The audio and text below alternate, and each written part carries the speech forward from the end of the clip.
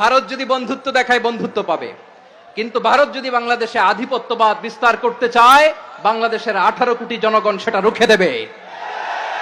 ভারত যদি গৌর গোবিন্দের ভূমিকায় নামতে চায়, দেশের 18 কোটি মুসলমান শাহজালালের ভূমিকায় নামবে। বলেন, আমাদের দেশে শান্তি আছে না নাই? আমরা হিন্দু মুসলিমে কখনো দাঙ্গা লাগে? আসতে বলেন, কেন লাগে? ওদের পূজা পার্বণে আমাদের মাদ্রাসার ছেলেরা যে পাহারা দেয়, চিল্লায় বলেন ঠিক কিনা? আমাদের তাফসির মাহফিলের সময় ওরা ডিস্টার্ব করে, ঢোল বাজায় না। ওদের পূজা পার্বণের সময় আমাদের তাফসির মাহফিলের ডেট হলে আমরা চেঞ্জ করে দেই। সুবহানাল্লাহ, কি সাম্প্রদায়িক সম্প্রীতির রোল মডেল। আর ওই বাংলাদেশের ব্যাপারে তারা অনেক ডিসইনফরমেশন ছড়াচ্ছিল। ভারতের অনেকগুলো গণমাধ্যম, আমি জেনারেলাইজ করব না, আমাদের প্রতিবেশী দেশের সব গণমাধ্যমকে আমি দোষ দিতে চাই না, অনেকগুলো গণমাধ্যম তারা ডিসইনফরমেশন শেয়ার করেছে।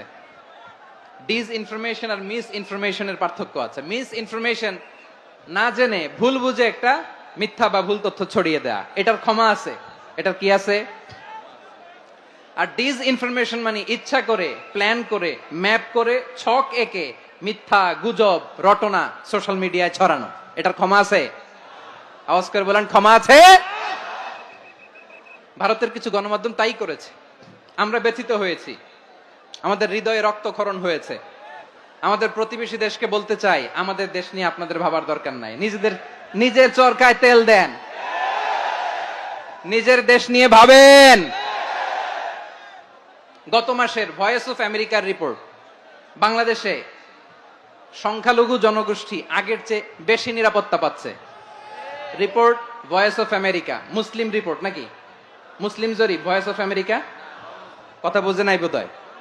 ভয়েস অফ আমেরিকা কি আমাদের রিপোর্ট? না, ভয়েস অফ আমেরিকার জরিপ, বাংলাদেশের সংখ্যালঘু জনগোষ্ঠী আগের চেয়ে ভালো নিরাপত্তা পাচ্ছে।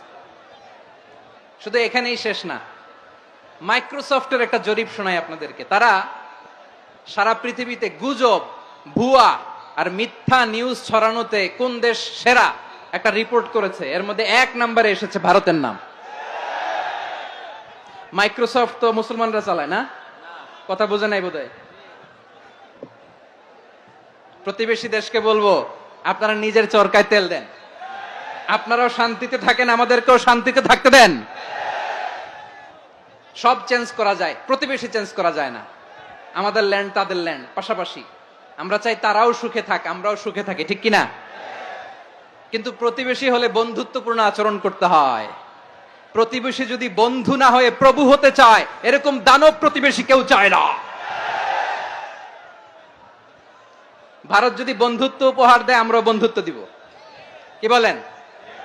তারা যদি বন্ধু সুলভ আচরণ করে, আমরাও বন্ধুত্ব উপহার দেব। কারণ আমাদের পররাষ্ট্র নীতি হচ্ছে সবার সাথে বন্ধুত্ব, কারোর সাথে বৈরিতা নয়। আলহামদুলিল্লাহ বলেন, কত চমৎকার পলিসি আমাদের।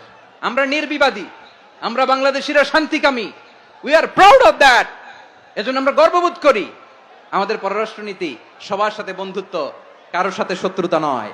তাই প্রতিবেশী দেশকে বলবো, আমার ভাইয়েরা, আপনারাও আমাদের ভাই, বন্ধুত্ব দিলে বন্ধুত্ব পাবেন।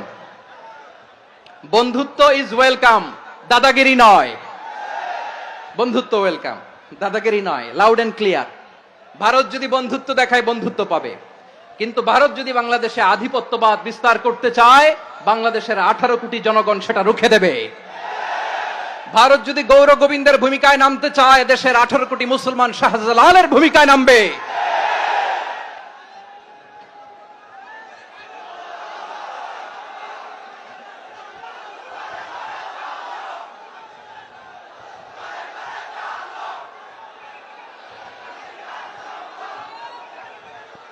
প্রিয় ভাইয়েরা, আমরা বন্ধুত্বে বিশ্বাসী, শত্রুতায় নই, ঠিক কিনা বলেন?